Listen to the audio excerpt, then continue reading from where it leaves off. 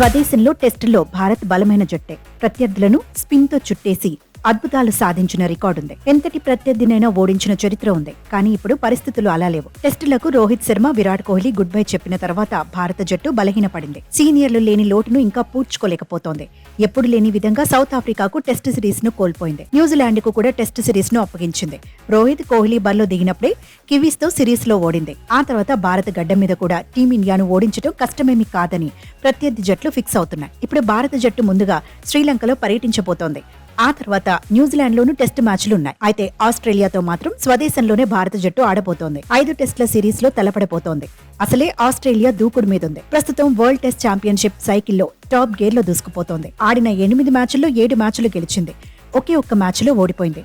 Australia విజయాల శాతం ఏకంగా 87.50%. ప్రస్తుతం ఆసీస్ తిరుగులేని పొజిషన్లో ఉంది. భారత జట్టు మాత్రం వెనుకపడిపోయింది. పాయింట్ల పట్టికలో 5వ స్థానంలో నిలిచింది. 9 మ్యాచ్ల్లో 4 గెలిచి 4 ఓడింది.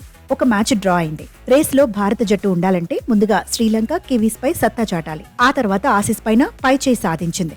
కానీ ఆస్ట్రేలియాతో అంత ఈజీ కాదని ఎక్స్పర్ట్స్ హెచ్చరిస్తున్నారు.